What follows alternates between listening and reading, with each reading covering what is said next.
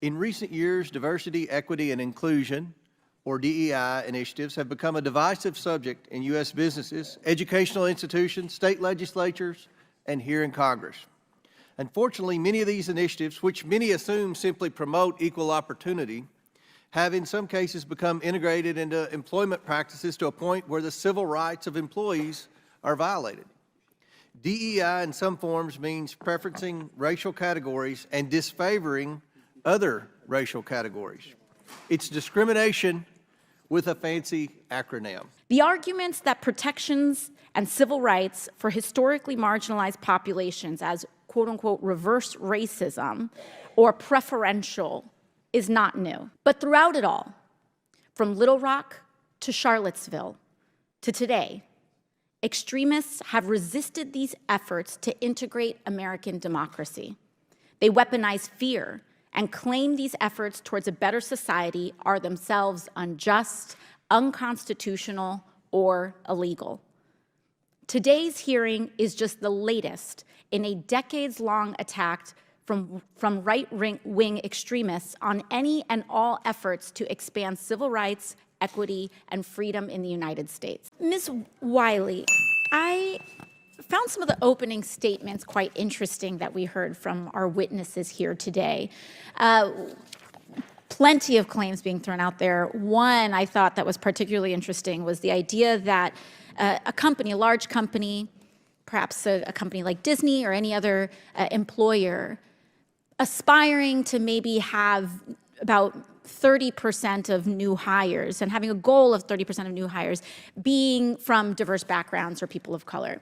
And the assertion that that kind of goal was anti-white discrimination. It's shockingly common, as we've seen from this testimony, that for huge corporations to implement programs that amount to the kind of blatant racial quota setting that would make even Harvard University blush. Executives in banking, technology, and consulting came forward in 2020 to promise to hire a concrete quota of 100,000 Black, Latino, and Asian workers in the next decade. There can be no doubt then that the discrimination pendulum in America's biggest companies has swung past equality and meritocracy towards discriminating against employees who are white, male, or lack other favored characteristics.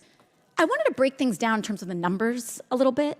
About what percentage of Americans are white, non-Hispanic white?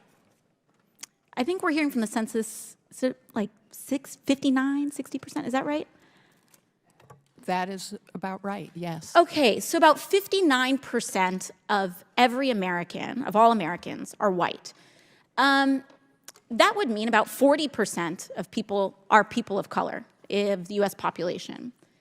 And it seems to be that the argument is that seeking to have 30% of your hires be people of color is anti-white discrimination. Can you shed some light on the logic of that for me, please?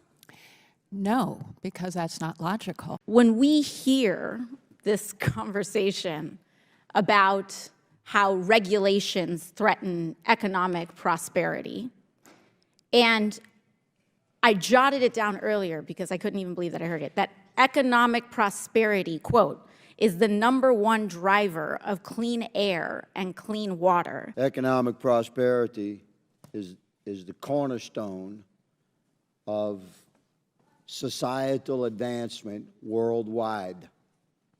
And the cornerstone of economic prosperity is affordable, abundant, transportable energy product.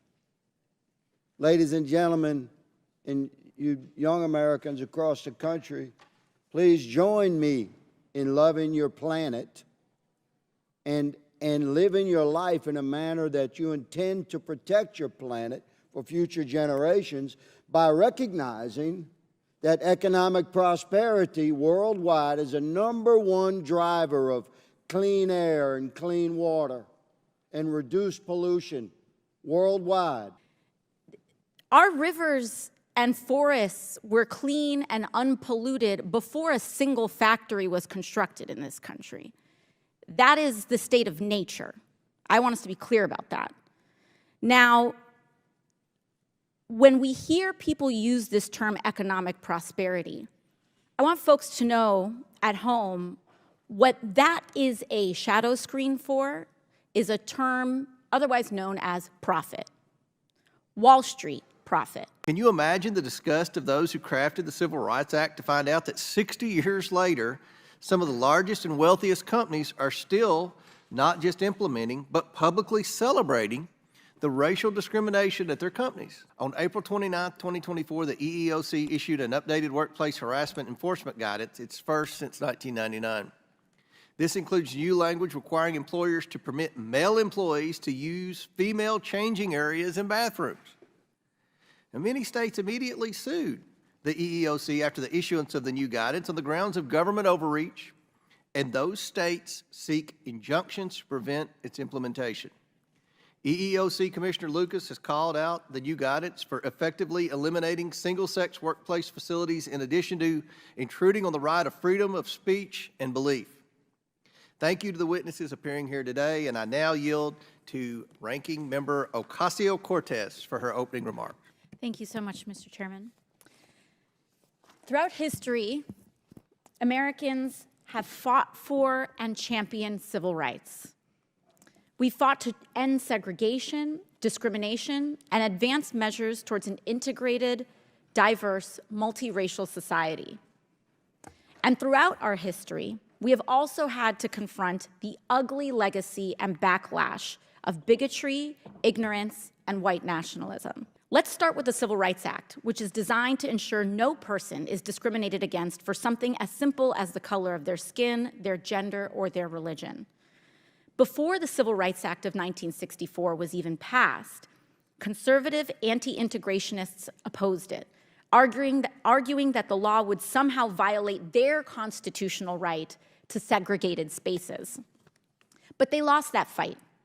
And thanks to the landmark legislation of the 1960s, opportunities for Black Americans radically expanded. From 1959 to 1969, the poverty rate for Black Americans dropped nearly in half.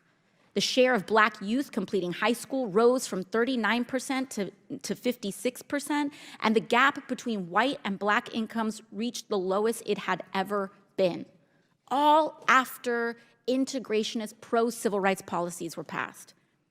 Then came the conservative response afterwards. In the late 60s, Republican President Richard Nixon, determined to gain support from Southern white politicians by appealing to racism, promised to slow civil rights enforcement. In the 1970s, right-wing opponents of civil rights and integration started framing efforts to ensure all Americans have equal access to opportunities as quote-unquote reverse racism. And in the 1980s, Republicans and right-wing judges, including now Chief Justice John Roberts, built on that framing to advance a dubious argument. If we don't talk about bigotry, it doesn't exist. So instead of punishing bigoted leaders and organizations and societal structures in violation of the law, and working to create a more equitable world, the law would instead pretend race and racism and their real-world impacts didn't exist. This right-wing legal effort continues today. One lawyer alone, Edward Blum, backed by wealthy right-wingers, has brought more than 24 cases since the 1990s attempting to remove consideration of race entirely from key civil rights laws. This resistance to integration in every part of society, whether it be in schools or housing or the workforce, is an attempt to destroy the progress we have made toward a more equal and just society.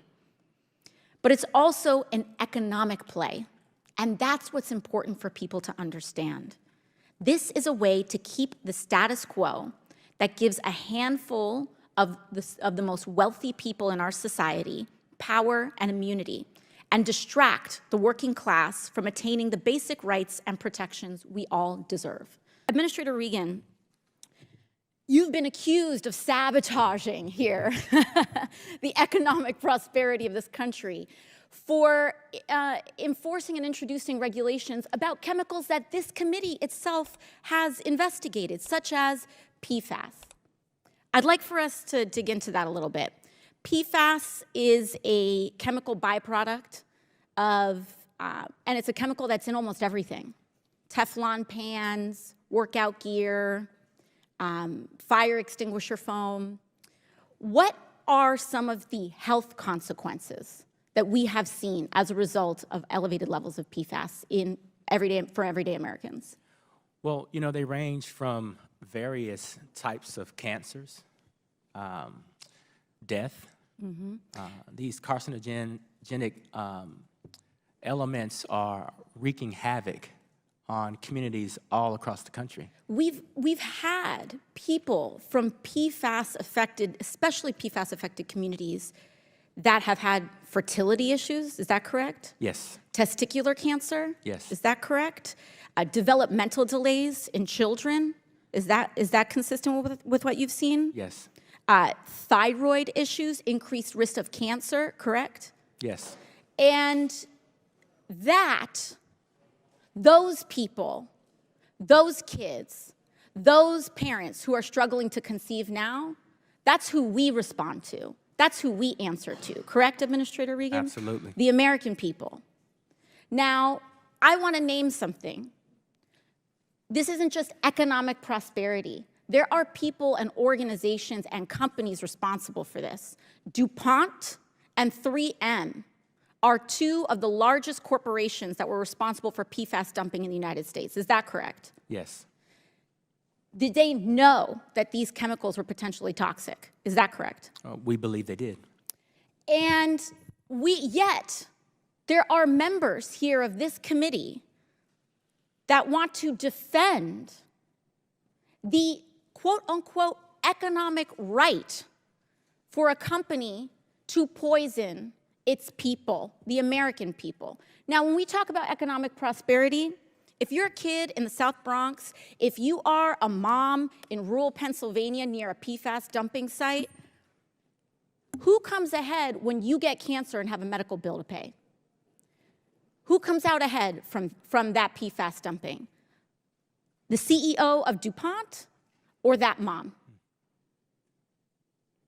So when we talk about the bills and the prosperity that gets made from here and who has to pay that, we need to understand a very simple economic concept called externalities. Externalities, the costs of pollution, the cost of poisoning that are not factored into the profit margin of the corporation that's actually wreaking havoc on this planet. With all of this discussion around how diversity, equity, and inclusion policies are discriminatory in the long history of anti-integration in this country and reaction and opposition to the Civil Rights Act, the Fair Housing Act, and more, I think one of the things that we need to take a look at is the world that they're fighting for, a world without diversity, equity, and inclusion policies, which is to say the default, which is to say workplaces that are honestly kind of like Congress, because the population of the United States, as we mentioned, is about 59% white. Do you know what percentage of Congress is white?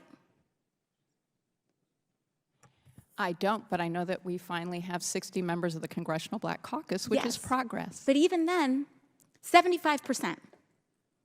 White Americans make up 60%, 59% of the US population, 75% of Congress. Men are 50% of the population and make about 70% of Congress. When we see institutions of power, when we see, and that is reflected in almost any institutional organization of power, and when we even just try to have the basic acknowledgement that it would be good to encourage not an unreflective body, not unreflective workforce, but a workforce that barely even reaches the proportion of representation of what everyday Americans look like. That's somehow anti-white discrimination, anti-male discrimination, anti-straight discrimination, anti-cisgender discrimination. I mean, come on, folks. What are we doing here?